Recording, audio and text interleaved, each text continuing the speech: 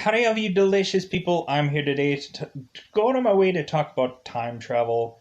Not only that, talk about Back to the Future. Man, has this thing had a lot of staying power through a lot of times. When looking at it, there's several times where they would definitely reference this movie, or otherwise there would be a visual representation of this movie somewhere at some point with things. So, a lot of people, through a lot of time, let's just say, ultimately would go out of their way to say that ultimately this is probably their very first attempt at time travel ish like things, but there are probably other things out there that people may not be aware of.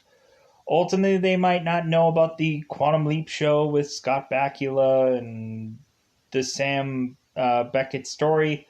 Ultimately, some people might not know about the Technicolor black and white uh, series called The Time Machine that ultimately was remade later as a Guy Pearce movie that ultimately there is that what that exists. Ultimately, there is also the 1992 Forever Young movie that ultimately I have now seen yet again, and ultimately I want to review, and I have already reviewed. So you'll see that eventually coming out somewhere down the pipeline, where I actually finally get cementingly a consensus of what what that movie was, because ultimately at some point I had reviewed Avengers Endgame at some point, probably not on this channel, but it believe me, it exists. Because technically, I'm a person between two channels right now, and eventually it will exist on a Avengers review through this channel. But at some point now, like we're kind of like we're getting to there. So Back to the Future. So we ultimately have it to where Avengers Endgame does reference this quite frequently, this movie. Basically, within Avengers Endgame, they basically do a time heist that basically is like really cruxing on these movies.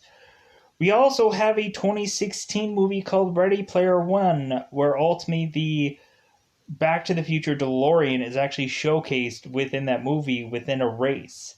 This and a number of cluster of other 80s references and stuff like that, tabs and all kinds of things, breakfast clubs, any number of colossal of references of stuff through any number of times. Probably the Batman 66 mobile is probably in that movie as well as any number of things. So, going into this, basically, we also have See You Yesterday, which ultimately is a time traveling backpack movie, or ultimately is a backpack that travels back in time, that ultimately has a cameo of Michael J. Fox in it, that ultimately, yeah, it's that showcases that, so that's interesting. So ultimately, there's a number of time travel ish like stuff, Terminators, any number of clock stopper movies that deals with time travel, any number of random mesh like stuff that I'm probably forgetting at this point, because at some point somebody dips into time travel a little bit. So yeah, going into this, there's like Time Cop with Jean Claude Van Damme, which ultimately was turned into a series called Time Cop, which that exists. So God, there's so much time travel stuff now. Thinking about it, but there's probably a lot more I could have mentioned. But anyways,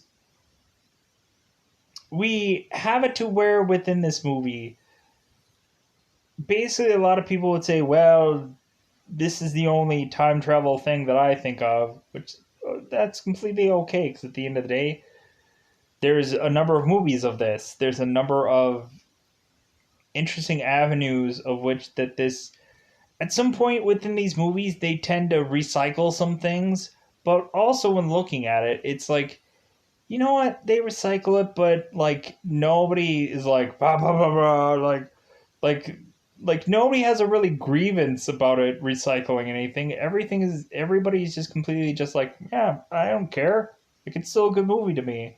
um like everybody has like nobody has a real true naysay about any ways of which that they like kind of have a lot of backpedaling than anyways. So going into this, basically, people do not know because it's Back to the Future. Basically, what ends up happening is we have a movie that at some points is mostly taken into 1955 for most of this movie, but at some points in the very beginning or towards the end of this film, it is done in 1985. Because again, Marty is trying to very much make his leap back home in a very quantum leap like way, but not exactly. If you know what I mean, time travel, DeLoreans, things. So going into this movie, we have it to where Marty McFly is very much trying to save the relationship of his parents in a past time that he messes up. And then on top of that, he's also trying to desperately go back into 1985, ultimately asking Doc Brown to ultimately of this time period to ultimately help him try to get back to the future. And ultimately they have to come up with some new equivalent to try to get it to where they can adjust within this time period to get it to where Marty can go back to 1985. Yeah. So, that's all that we really need to focus on. That's all to talk about in this movie in a cryptic like sense, because ultimately this movie has been out since, well, 1985. Anyways, so going into this, let's go into that double five time territory, and ultimately let's go into ultimately at the end of the day say that like there's been a lot of Back to the Future movies. Eventually, at some point, they concluded this whole thing. There's never going to be another one again because in the end of things, the person that owns the rights to this movie currently to the second of this recording will never want to do another one of these Back to the Future like movies. Ultimately, you also have Back to the Future the video game that ultimately otherwise ties to the early film, and I guess you can justify that as an overall just kind of continuous or adaptation, if you will. There's Back to the Future the musical, which I think could no longer be done anyways. Uh, any number of other Back to the Future-ish like things that have been done through any number of stuff. So let's go into the spoiler territory, because ultimately at the end of the day, you've probably in a lot of ways seen this movie. You don't probably need it to be told back to you as if hearing it for the first time. More than likely, I might have some anecdotes of some recycling going on within this one movie that eventually maybe will tailor into other movies that eventually recycle things, because that's what just happens. So, Back to the Future. Spoiler time. Spoiler time. It's about the time I'm going to spoil this movie. So, reasonably within this film, time travel. It's great, right? So, we have it in the very beginning of this movie where ultimately the main character of this film has to have a grandiose like appearance. So this person, like shown from the back of his head, goes into Doc Brown's home, ultimately starts adjusting this giant amplifier, ultimately getting a guitar to lace up his guitar to start strumming away, putting everything up to the very much max volume, and ultimately just like seeing what happens. We ultimately have it to where, of course, Marty McFly ends up strumming his guitar, blowing his body all the way across the room, smacking into a bookshelf, breaking the bookshelf in half, ultimately saying rock and roll. Ultimately, we have it to where Doc Brown eventually is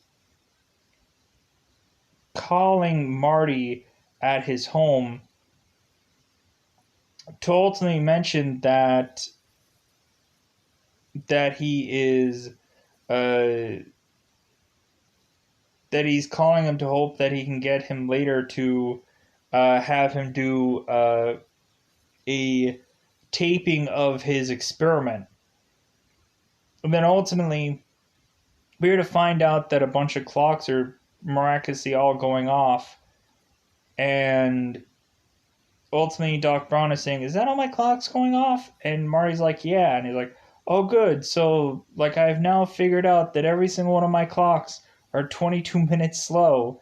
And so ultimately, Marty's like, "Wait, 20, or like I think he says 25 minutes slow." So he's like, "Wait, 25 minutes slow? Like, oh my god, that means I'm going to be late for school because it's 8 o'clock and now it's 8:25."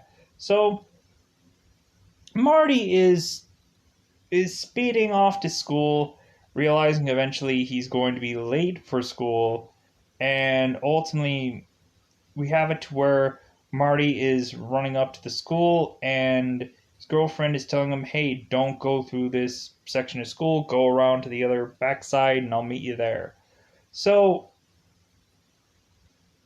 and his girlfriend are making it into school, ultimately for us to really fear a Mr. Strickland, because basically he is like a guy that can sniff or whiff out anything.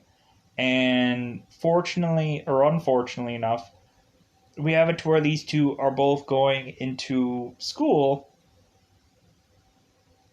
to ultimately have this principal eventually find out that, hey, like, you're tardy, you're tardy.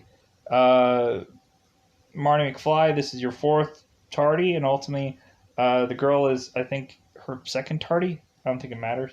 Uh, anyways, so we have it to where, like, this principal can whiff out or sniff out anything. He's a track dog. He can find out everything about everybody.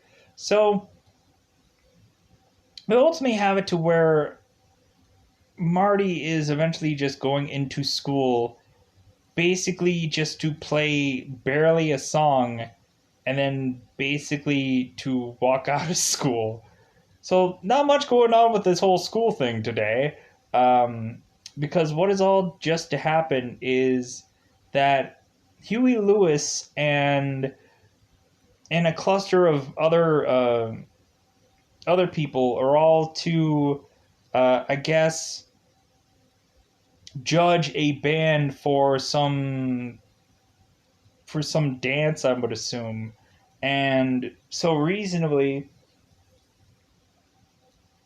uh, funny enough, we have Michael J. Fox playing basically the theme song of this movie to Huey Lewis, and Huey Lewis is going on a megaphone going, "Oh, I'm sorry guys, but this is just too loud." And so reasonably, like, bizarrely, the name of the band was called Pinheads, and I don't understand why. Justifiably, there could have been a cooler name out of that, but I guess they just went with Pinheads. Okay, sure. I guess there maybe could have been some kind of like behind the scenes reference of something of that, but I don't know. Anyways, so basically, like, pushing us on to eventually us now having Marty go home, and Marty is going home to a older brother that is working at a fast food restaurant, uh, a girl that ultimately seems to not have any boyfriends, an older sister. We ultimately have a father who's ultimately George McFly that is ultimately being ridiculed by Biff, because Biff had wrecked George McFly's car, and Biff is blaming George McFly on his car accident. which is what?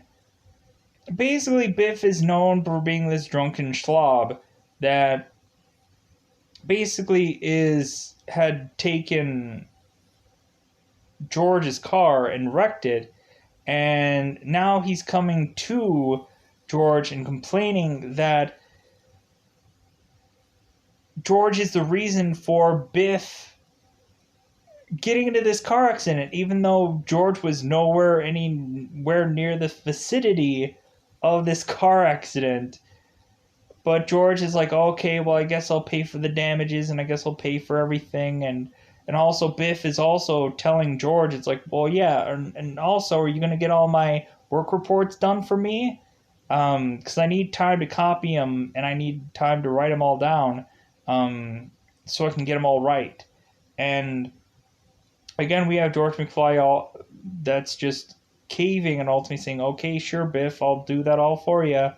Like, and ultimately we have it to where Biff is like, okay, great. Ultimately leaving to have Lorraine, who is ultimately Marty's mother, ultimately mentioning having that one good moment of her mentioning the time of her meeting George for the first time, ultimately having them be a couple and this and that. So,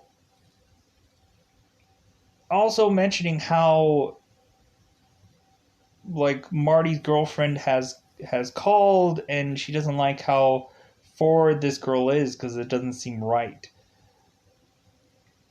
Ultimately harping back on the fact that Marty's older sister doesn't have any boyfriends or whatever. So, because there's traditions and this and that. So, anyways, we have it to where Marty eventually later on in that day eventually goes to Doc Brown, who's ultimately explaining like how he created the flux capacitor through I think a bathroom accident of sorts. Ultimately mentioned how he or I think he bumped his head at some point, and by that accident, he ultimately comes up with the flux capacitor in his head. So we ultimately have it to where Marty is cam recording Doc Brown's experiment, ultimately leading us to be in the back of some J.C. Penney's lot somewhere, which ultimately is ironically enough to tell you that this is a pretty close to being a bygone era of a movie, because a J.C. Penney's will probably fold at some point, sadly enough, but the building still exists currently. So, anyways, we have it to where ultimately Doc Brown is explaining to Marty within this camcorder thing that ultimately he was supposed to get this polithium or this radiation substance. He was supposed to build a bomb for some terrorists, but instead he ended up building a time machine instead. Or plutonium. What was I thinking? Plutonium. Plutonium, that's the word. I'm like, it's a P word, plutonium. Blah, blah, blah, blah. Anyways, so going into this, we have Marty saying oh my god, this is amazing, or whatever he ends up saying for that time period. This is heavy, this is radical, yeah, this is awesome. So ultimately we have it to where we are surefire enough having Doc Brown experiment on this first run with his dog, Einstein. So ultimately, we had the dog that eventually goes back in time to be eventually re-brought back, and seemingly everything is going well. So ultimately, Doc Brown is kind of mentioning some very important times to eventually go back in time to ultimately see uh, certain big time periods of the world. But then ultimately, he is going to also dial down exactly to the date of when he actually invented the flux capacitor, which was in 1955. So that is the last date in the DeLorean, and so ultimately, Doc Brown is ultimately talking more and more about his experiment, ultimately to see at the very far behind there is a vehicle that is quickly driving its way to ultimately get to Doc Brown and Marty. Ultimately, with a cluster of seemingly military men that is of a foreign descent, ultimately they are called uh, libertarians, librarians, or yeah, I think it's like libertarians. Uh, Evidently, they're I'm assuming from Libyan. Anyways, so we have it to where Doc Brown is ultimately saying like, "Hey, like, I'll throw down some cover," and ultimately, Doc Brown whips out his own pistol and starts firing at the supposed people after Doc Brown. Ultimately, we find out to where the people that are going after Brown eventually shoot him down. Ultimately, to where Marty is like, "You bastards!" and then he runs off into DeLorean because that's all he has to drive off as quickly as possible to ultimately get as quickly as far away from him as he can. Ultimately, going into time travel because ultimately he is going as quickly as possible and saying, "Hey, maybe 90 miles an hour will be too quick for you guys."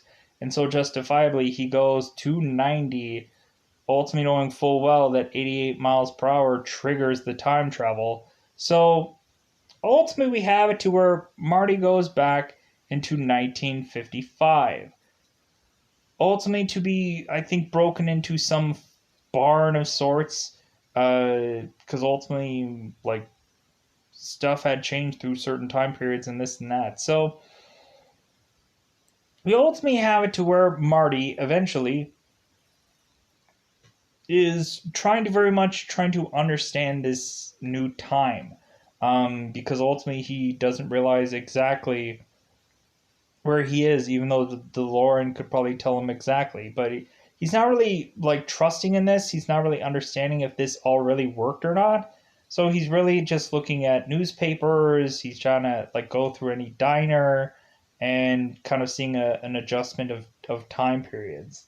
So we ultimately have it to where Marty's eventually going into a diner and ultimately at some point looking into or looking next to him to realize that he is seeing his father as a much younger age. And eventually we have a seemingly a restaurant like worker uh, ultimately kind of mentioning him that he should be more confident because what happens is Biff comes in to this diner ultimately to confront George to get his homework done for him and that he needs to quickly get it back so he can copy off of all of it. And so recently we have a recycling of sorts to where every single time like Biff is always going to hold this person under his thumb and George is always going to uh, cower down to it and say, "Okay, sure, Biff, I'll do whatever you want." So Biff eventually leaves. Eventually, the diner guy is mentioning like, "Hey man, you really need to stick up about yourself. Like, if anything, like I don't see myself being in this diner forever." And Marty mentions to this guy that he's going to become mayor, and he's like, "Mayor does sound really good." And ultimately, it's like, yeah, that's what ends up happening. So we end up having it to where ultimately Marty is watching over his father, watching everything that he does, and so eventually that leads him into finding out that his own father is a peeping tom. So what ends up happening is that Marty ends up slipping from off this tree, ultimately to be getting into a car accident. And Lorraine had mentioned within 1985 is that Lorraine and George had met via George getting into a car accident with her father hitting him with the car. But this time it ends up being adjusted to where ultimately, instead of George being hit with his car, Marty gets hit with this car. So Marty gets hit with this car, eventually going into Lorraine's home, and ultimately we end up having Marty being waken up by his mother, which at first sounds just like his much older mother, but when eventually the lights turn on, eventually her voice drastically changes to a younger person. Which I'm like, wait a minute, so she has an older voice until he turns the light on, and then she adjusts to have a much younger voice. What does the light like make her voice sound much more gravelly? That doesn't make any sense. But I guess funny enough, it's just to kind of throw people off, I guess. I don't know. But anyways, maybe it's just to throw Marty off, I guess. So reasonably it ends up that like Lorraine is talking about how Marty has Calvin Klein underwear and keeps calling him Calvin. Um, but ultimately, like Marty is telling her, it's like, well, no, I'd rather be called Marty because that's what everybody calls me. It's like, okay, Calvin. It's like, didn't you just hear? He just said call him Marty, but you call him Calvin anyways. Anyways, so we have it to where Lorraine is showcasing the entire family. Funny enough, it's interesting to note that the mother that's actually in this movie, the Steven Spielberg Back to the Future movie, the mother of this family is also the mother of the family of the movie Gremlins, which was also done by Steven Spielberg, which I kind of thought was interesting.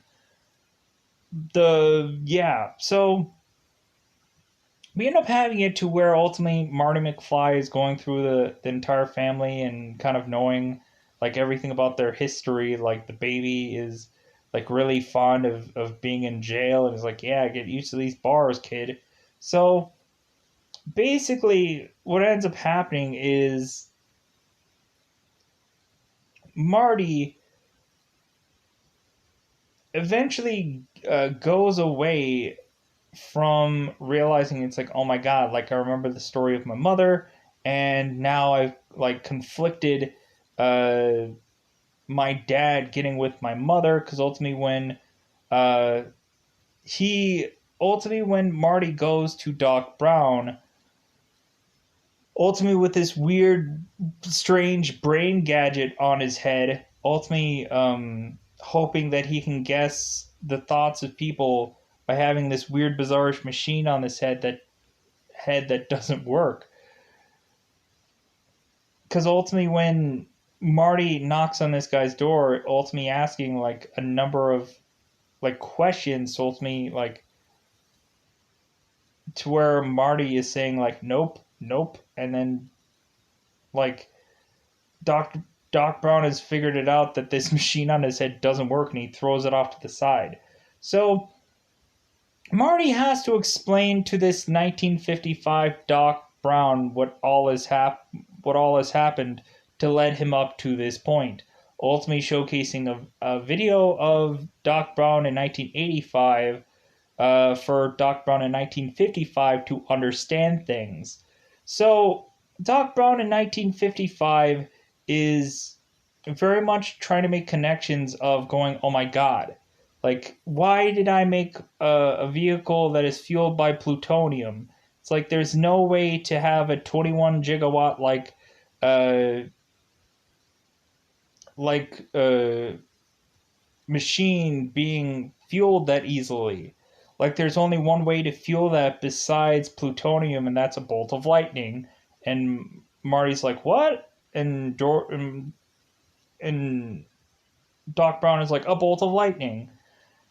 So ultimately, Marty McFly had gotten a newspaper from I think 1985 to mention to that they need to restore the clock tower because it had been hit with a bolt of lightning. So ultimately, Marty knows exactly at what time a bolt of lightning is going to hit this clock tower to ultimately have it to be re-put together. So reasonably, we have it to where, like, okay, now they're trying to figure out how to put this experiment together.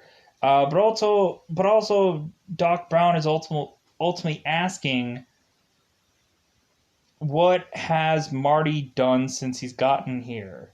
Like, has there been anything that might completely 100% conflict with a ton of things going on in the past? Ultimately, Marty has to confess that he had bumped into his own father, ultimately saving him from some car accident, and ultimately meeting his mother. Basically, we have it to where now Marty is letting him know, like, how exactly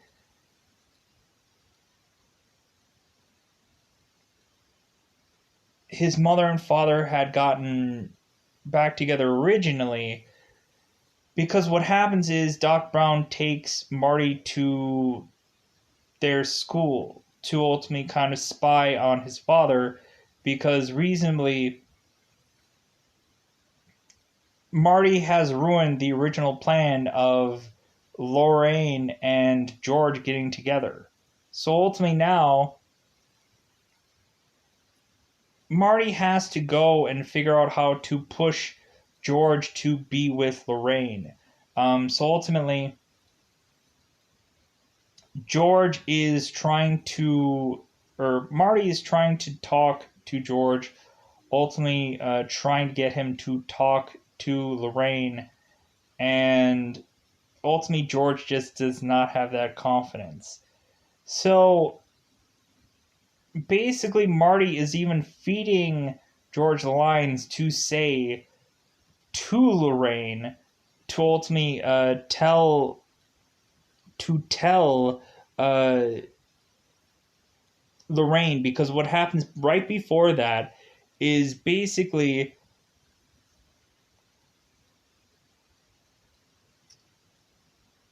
Marty is trying to desperately get George to go to this dance, and George doesn't want to because there's some sci-fi channel TV show going on at that same time. And so Marty has to scare the crap out of George to get him to do this. So ultimately, while George is sleeping, Marty sneaks into his home, ultimately to blare Van Halen music into this guy's ears, and to ultimately tell him that he's Darth Vader from the planet Vulcan. And that he's ultimately like telling him that he needs to ask out Lorraine or he's going to melt his brain. Um, so ultimately, the very next day, George comes scrambling to Marty saying, okay, I have to figure out a way to try to get to Lorraine because otherwise Darth Vader is going to come to me and melt my head. And Marty's like, well, hey, how about we, like, have this, like, whole melting head thing between you and me? Like, ultimately, now, if you want to, like, get to this girl, like, tell her that you're her destiny and all this, like, interesting, like, stuff. So George eventually goes into the diner and tries to tries to say some of the stuff, but it comes out wrong. Ultimately, George McFly goes to Lorraine and ultimately mentions that he is her, uh, like, uh, like something spacey. Like, instead of destiny, it's uh, some other thing that sounds much more like space or outer space like. And so Lorraine is like, what? And he's like, destiny. And so we have it to where Biff ultimately goes into the diner and is like, hey, McFly! Like, what about my homework, buddy? Where's my homework? So we have it to where it seems that Biff is going to clock George. And so, really, Marty at this point is going to trip Biff to ultimately get Biff to, instead of going after George, he goes after Marty. Ultimately, Marty doesn't realize how, I guess, really, truly big Biff is, but he doesn't care. He ultimately goes to that old standby of just like, hey, what's that over there? And Biff's like, what? And then, of course, Marty clocks him in the face. Ultimately, for them to chase around Marty with him grabbing the skateboard and ultimately going through all the town within the skateboard. Ultimately, Biff kind of chasing behind him with a car, and eventually, instead of Marty ending up in the clutches of Biff, he ends up kind of figuring out a way to kind of, let's just say, skate by Biff, ultimately having Biff land into a pile of crap, fertilizer, dookie, the poop, a poop pile that is on off of some truck somewhere. So Biff's getting hit with fertilizer, and Marty McFly is conveniently stopping his skateboard to look back and just be like, ha ha ha, sucks to be you. So, what ends up happening after that is we are going to realize that, that Marty is, was at school and he mentions the enchantment under the sea dance. And so reasonably, he is mentioning that's how his parents meet, but ultimately he conflicted with that, and so ultimately pushing him on to now having George forcibly try to consistently date Lorraine, and now they're coming up with these schemes. Because ultimately, what is really happening is it seems like more and more that Lorraine is interested in Marty, which is the wrong decision. And so what ends up happening is that Marty's plan is to, at this dance, to make it so that Lorraine hates him. And to ultimately, George is going to come in as the savior and eventually crush Marty to make him look amazing, to ultimately Lorraine will just swoon over him. So what ends up happening is that they get ready for this dance, and all the while that is also going on, Marty and Doc Brown are starting to put up this experiment, or they're ultimately calling it a weather experiment, and this and that, and so ultimately, they're putting up their wires and stuff like that to get this bolt of lightning to eventually hit the DeLorean at the right time and this and that. So what ends up happening is that Lorraine seems to be much more interested in Marty because basically he's much more confident. So the funny thing is when they are in this car, like it's funny enough that Lorraine is like drinking and smoking, and Marty's like, "Oh my god, you drink? Oh my god, you smoke?" And Lorraine is just like, "God, you sound just like my mother." It's like he's like, "Well, yeah, like you're going down a path here." But anyways, so reasonably we have it to where ultimately Lorraine is infatuated with Marty, but then eventually once she actually kisses Marty, she realizes and backpedals, she's like, well, kissing you is like kissing my brother. It's like, this is awful. So, reasonably, what ends up happening is. And I know I feel like I'm missing like a big chunk of this movie somewhere, leading up to this point. Uh, but I'm just gonna keep going with this, and hope there's not a big chunk of stuff that I'm missing out on. That I just kind of backpedal into a lot of just this now. So we have it to where ultimately Marty is eventually confessing to Lorraine. It's like, hey, have you ever been in a moment where ultimately, like, when you finally get to a thing that you thought was going to be easy, but then you realize now it's not quite so? And Lorraine is just like, nah, not really. So,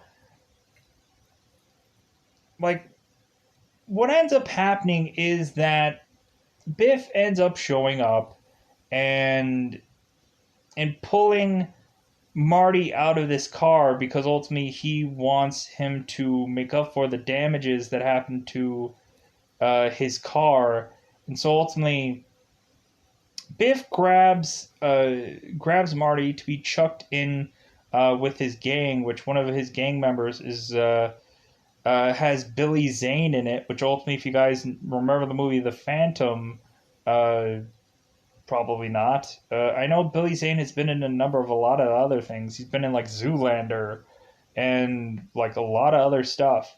Um, yeah, Billy Zane, thumbs up. Anyways, so we ultimately have it to where like this gang is now like taking Marty and shoving him into this trunk. To ultimately, there is this band that is, of course, for uh, this uh, dance. That ultimately going like, hey, like what's going on here? And so ultimately, it's like, hey, like you have no never mind about this. So the entire band is just going like, hey, like how about we go check this out? So ultimately, they're realizing that ultimately they like their trunk is closed, and so ultimately they're like, hey, yeah, like where are the keys to the trunk? Like I want to open this trunk back up, and Marty's yelling that the keys are in there. So they figure out eventually how to get Marty out of the trunk, but they end up injuring their guitarist. So we have it to where Biff is now ultimately just with Lorraine and just having a good time by Biff means. Ultimately, just taking advantage of Lorraine in this car, just ultimately just saying, like, yeah, we're going to have a good time. Ultimately, George begrudgingly making his way to the car, thinking ultimately being very late because Marty was consistently looking back to ultimately see when George was going to make his grandiose like appearance. So Biff, because ultimately George uh, was at the dance, just kind of walking around, just going, well, I guess I should be going out there now.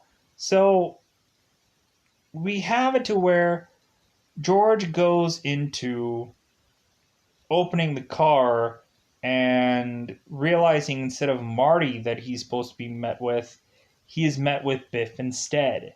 So ultimately, George is very much just going, whoa, crap. So Biff eventually, like, twists George's arm, dropping him down to a knee, and then eventually Lorraine is like, please don't hurt him, and all this and that. And so, like, Lorraine is trying to come to George's aid, but, like, nothing is really quite, so really at first, like, George was going to try to do a good thing, but then, like, basically Lorraine is, like, trying to come to his aid as well. And so, really, it just ends up finally that George is finally going to grow a backbone, finally just, like, take every horrible thing that Biff has ever done or said to him and ball it up all into one fist and punch the crap out of this guy's head to where he just goes shalinging back. And basically then Lorraine and George decide to go to the dance. We now have to realize that Marty has to put on a dance for these people because the band has lost its guitarist. So what ends up happening is that within this dance there are at points in time where George and Lorraine are very much consistently being pulled apart by other people, but eventually George stands his ground and ultimately says, hey, Lorraine is my gal, Lorraine is mine. And so reasonably anybody that goes and tries to hot potato with dancing with Lorraine, George eventually goes, no, she's with me.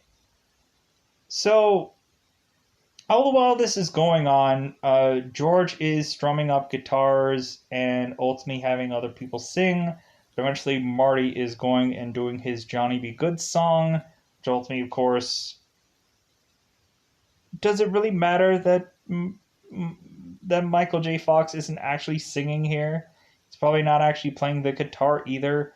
I don't think any of this really matters, but I just think it's a little funny anecdote that, like, when looking at this, probably none of the music that is probably put into this movie, like, nobody is actually doing in this entire film, but it ends up just being kind of funny enough being what it is.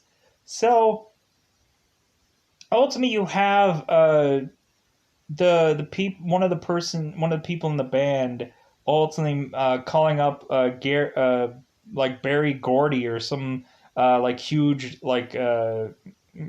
musician of that time, and mentioning like, hey, you're looking for a new sound, listen to this. So we have to where Johnny B. Good is playing. Ultimately, of course, we have it to where Marty McFly is going too heavily on his guitar, and basically we end up having it to where ultimately everybody's just like, whoa.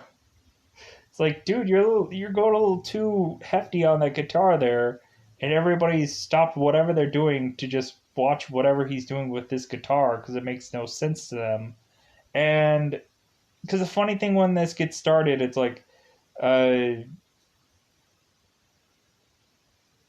Marty mentions that like this is an oldie but a goodie where he comes from, and so ultimately now playing this, ultimately everybody at some point stops and he's like, well, like maybe you won't love it, but your kids will love it. So eventually Marty tapers off because his mother and father, past mother and father, have now like cemented that they're going to be in a relationship. And so ultimately, like, Lorraine is like, yeah, Marty, that's some interesting music that you played out there. So, like, Lorraine is telling that she's going to be leaving with George uh, tonight, and Marty's completely fine with it. He's like, you know what, like, hey, yeah, like there's something about you two. Like at some point, uh, if you were to ever have kids, and if any number of your kids end up messing up the rug or something like that, it's like go easy on them or something like that. Like he mentioned some like silly thing that he did when he was younger, and so he mentions to them, it's like, hey, if somebody ends up like wrecking your house, go easy on them. So it ends up that Marty is as quickly as humanly possible, like looking at the photo and cementing that like he has brothers and sisters and this and that. So he's off to the race to eventually chase into going back into his present day time, 1985. So we have it to where ultimately we have to fire off this experiment and ultimately have it to where Marty is desperately trying to tell Doc Brown that eventually he is at some point going to die in the present time. And he wants to tell him in the past so he can uh, adjust to this. So, because we ultimately earlier have Marty write out a letter to Doc Brown telling him exactly what's going to happen in 1985, and also so he is going to like tell him in a letter that what is going to happen. The great thing about this whole thing is when Marty is writing out this letter, like he mentions everything that he said in this letter, so you don't actually have to read the letter, which is great. It's not like you have to pause the entire movie and read this entire letter and ultimately understand what is all going on through this letter. No, Marty is saying the entire thing to everyone in the diner, to everybody just be like, five. But anyways, I think that's a great thing because, like, yeah, we get a person who is saying what is in the letter and setting having us pausing to read the letter. That is the best thing about this movie. That's the thing that I like because a lot of times stupid movies would forcibly make you pause the screen to read some letter that isn't important enough, or like is just like, well, I want to know what the letter says, but it's like this huge honking letter that you don't have enough time to read, and then you're like, this sucks, now I have to pause this movie so I can get the bit of story that is put out in written terms that at some points you can see, some points you can't really see. That's what sucks about letters in movies or shows or whatever, where you can't just write it all out or say it out or whatever. Anyways, mood point. So the ultimately Marty is trying to desperately tell Doc about what is going on in 1985, and ultimately at first Marty is trying to give him a letter, and Doc Brown won't accept it. It's like, no, like you're going to mess with the fate of the future. Like I can't allow it. So reasonably, Marty notices that Doc Brown rips up the letter, and so Marty's like, well, how about I just tell you what happens? And but it ends up that the wires end up getting like disconnected to where ultimately Doc Brown has to climb all the way up to the clock tower to eventually reconnect the wires. So eventually, like Marty tries to explain what happens, but Doc Brown can't really hear it. So it just gets to the point where eventually, like, they desperately need to time this all out.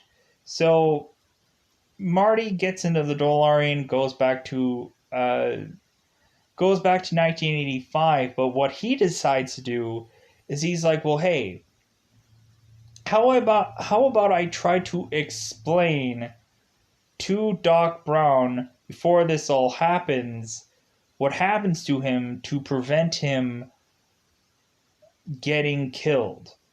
Like, how about I just go 10 minutes before? I'm like, dude, that's really not enough time. Like, dude, you would need to go, like, I would go, like, a couple hours before and, like, prevent, like, Doc Brown from ultimately, you should definitely go back plenty of hours before. But I guess, like, figuring it, it's like, well, like, having, like, Marty go back a couple hours would make him like hours older when you go to exact present time. It is what it is. So Marty ends up going back to 1985 to ultimately justifiably desperately need to run to get to Doc Brown. So we have it to where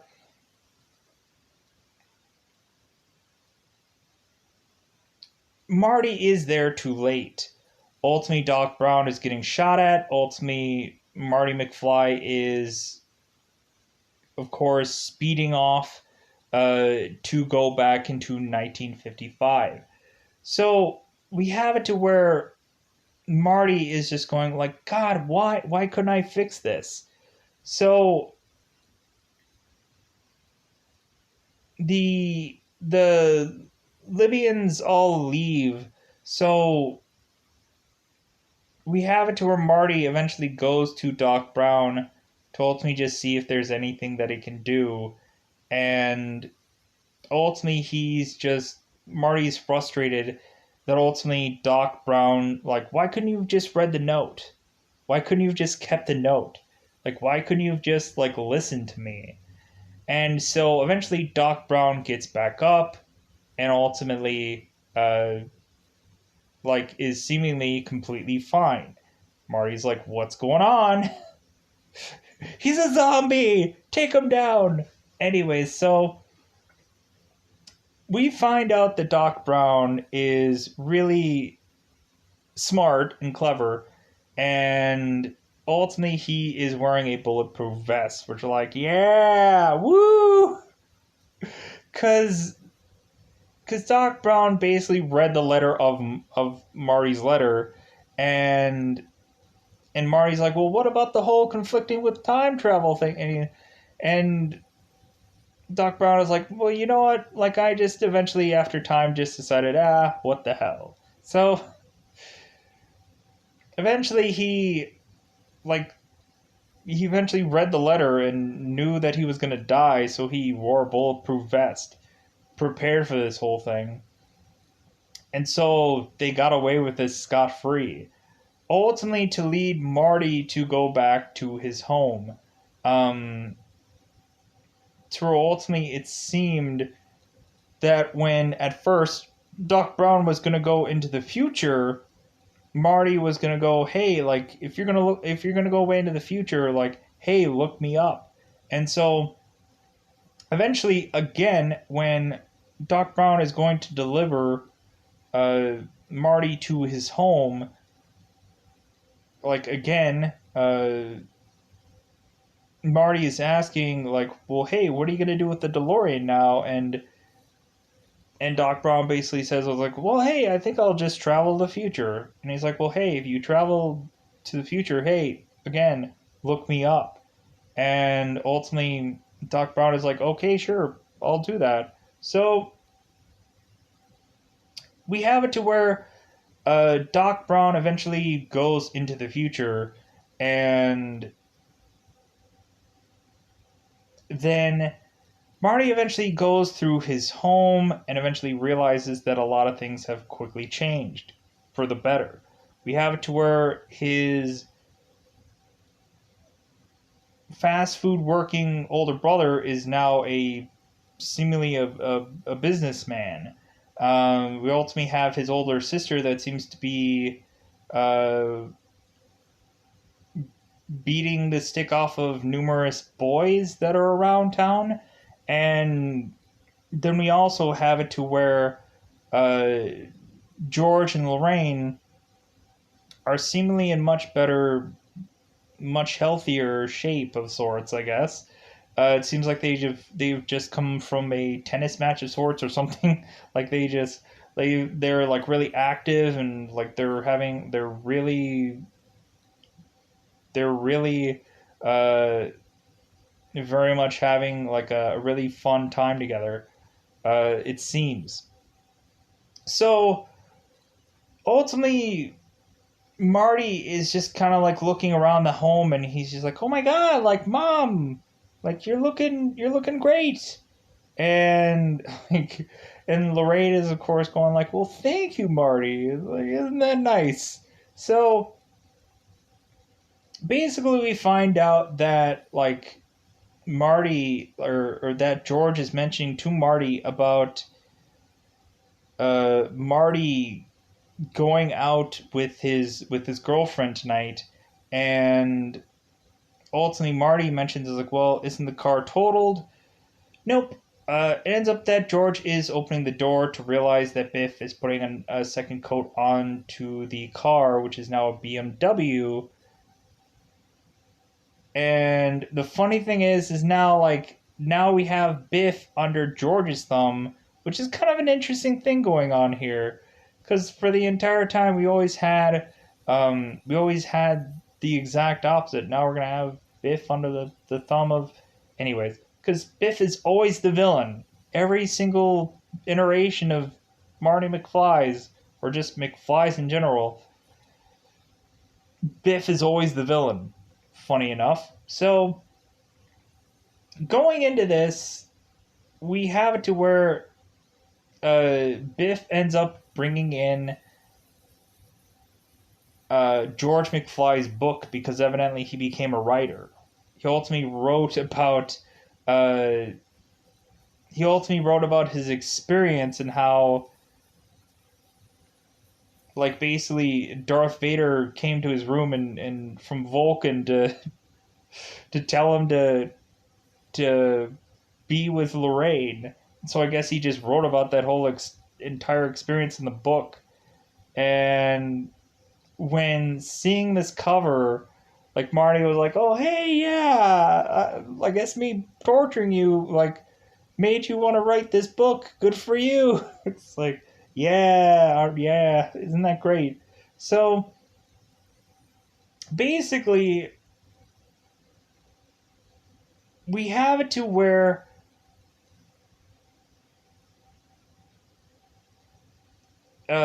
Marty ends up meeting with his girlfriend outside, and we eventually have Doc Brown, who is eventually coming back to Marty to saying like, "Hey, Marty, I'm back.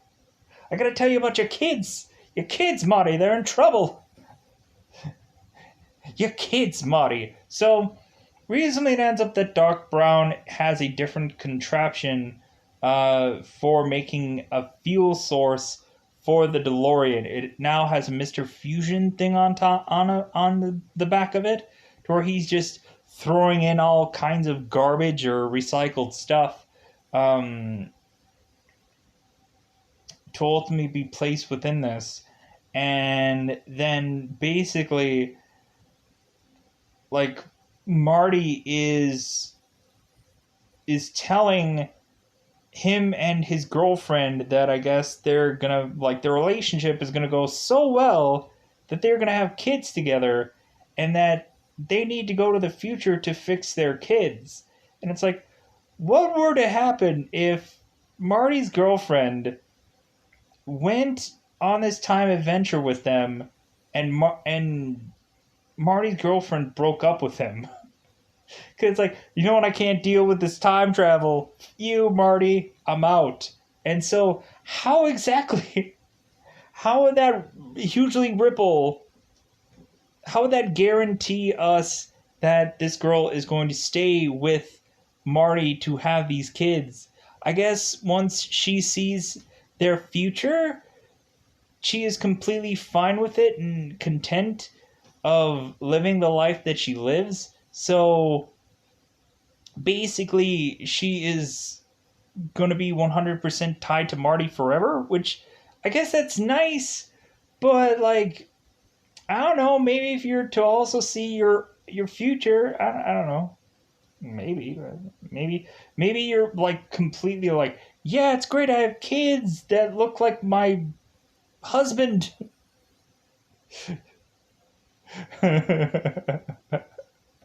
Cause yeah, the daughter and the son of Marty's kids both look like Michael J. Fox. And hilariously enough, like they joke about it when they go through certain panels and stuff like that, because ultimately, uh, like they mentioned that at some point, it's like, oh yeah, like Michael J. Fox had to play his own daughter, and he's just like, yeah, I did do that in the movie, and like Lorraine, the person that plays Lorraine, ultimately is mentioning like, yeah, I think I have that wig out like here somewhere. And like it's a little joke, and like Michael J. Fox is like, yeah, yeah, yeah. Because ultimately, I think I watched the um God, what was it? The Reunited Apart, where they did Back to the Future. I watched that, and that was kind of fun. Um, yeah, it was ultimately interesting to know. Like they actually casted someone before they actually casted Marty, like Michael J. Fox. They basically did a bulk of the movie with a different actor, and basically they cemented that the actor just wasn't working out. So basically they had to redo a bulk of the movie with Michael J. Fox, because ultimately Michael J. Fox at the time was doing Family Ties, and so ultimately they had to completely redo this movie, and ultimately Christopher Lloyd and Biff were going. The guy that plays Biff in this movie were going in there thinking like, dude, I'm probably gonna get the pink slip. I'm freaking fired. What's going on? And so reasonably, what they had told them instead, it's like, well, like you're working out. It's just that this guy that's playing Marty now just isn't working. Like, so I'm hoping that you'd be happy to do reshoots. And they're like, heck yeah. Like, I will do reshoots as long as I'm keeping this job, because Steven Spielberg movie, and yeah, this thing is gonna be a big movie, and it's gonna make my whole career. Which ultimately, I guess, for maybe it did for some of these actors, uh, catapulted some people, or otherwise just justifiably kept people in the limelight for I don't know how long. But anyways, yeah, interesting enough, a different actor played Marty, and like there was a lot of stuff done with that.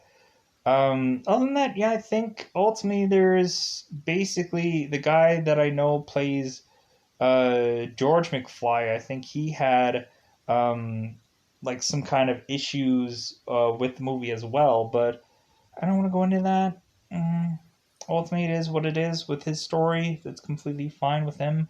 Um, hopefully justifiably that worked out for him all in the end. So yeah, like that's all that I reasonably have to say at the end of the day about this movie.